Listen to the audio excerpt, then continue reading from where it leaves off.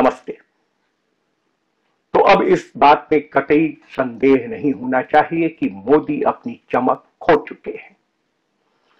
जो व्यक्ति इस बार खुद अपने वोटों का इजाफा नहीं कर पाया, उसके भरोसे उसकी पार्टी के लोग अपनी पार्टी के सीटों में इजाफा करने का दंभ भर रहे थे, जबकि हालात यह है कि अब वही व्यक्ति चंद्रबाबू नायडू और नीतीश कुमार के भरोसे अपनी गाड़ी खींचने की कोशिश में लग गया है।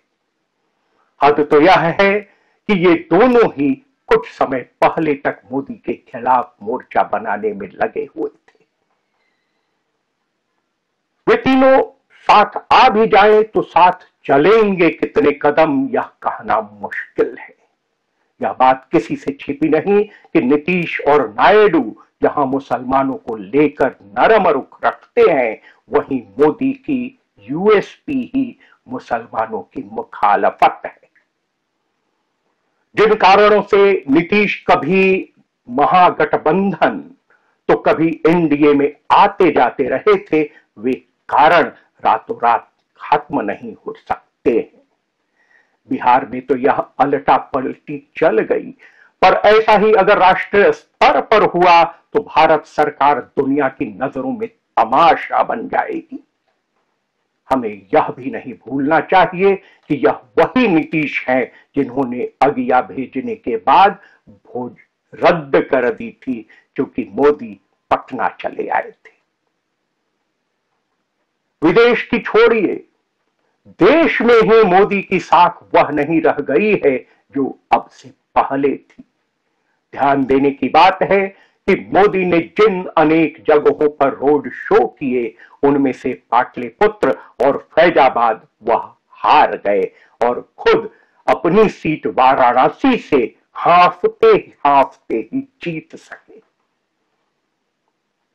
बिहार में चुनाव अभियान की शुरुआत औरंगाबाद में मोदी की सभा से हुई थी, जहां की वह हार गए, और बिहार में चुनाव अभियान के अंत में काराकाट में मोदी की सभा हुई, वह हार गए। जो व्यक्ति अपने भाषणों में कहता था कि फकीर आदमी हूं जी, झोला उठा के चल दूंगा, वही अब अपने धुर आलोचकों के सामने दंडवत करता दिख पड़ रहा है। अगर मोदी ने सरकार बना ही ली तो यह देखना दिलचस्प होगा कि जो आदमी अपने मन की बात में खुद ही खोया रहा था, वह अब दूसरों के मन की बात, खासकर अपने उस सहयोगी के मन की बात कैसे सुनेगा जिसके डीएनए पर खुद उसने ही कभी शंका जताई थी। मोदी और नीतीश के संबंधों को समझने के लिए पटना के हालिया रोड शो को याद किया जा सकता है। बात छिपी हुई नहीं है कि मोदी सरकार में किसी दूसरे मंत्री को फैसला लेने की आजादी नहीं। मोदी के मन की बात ही सभी विभाग के लिए आदेश है। लेकिन अब अगर ऐसा हुआ तो न नीतीश को उनके बात सुनने का मन होगा और न नायडू का मन होगा उनके मन की बात सुनने का। और जहां तक खुद मोदी का सवाल है, अगर वह अपनी सत्ता को बचाए रखने के लिए उन दोनों के पैर पड़ते नजर आए तो किसी को आश्चर्य नहीं होना चाहिए। यह सही है कि मोदी आत्म केंद्रित और आत्ममुग्ध हैं और किसी की परवाह नहीं करते और न ही किसी की एक सुनते हैं। अब यह देखना है कि सत्ता की लोलुपता में वह किस हद तक बिछने को तैयार है।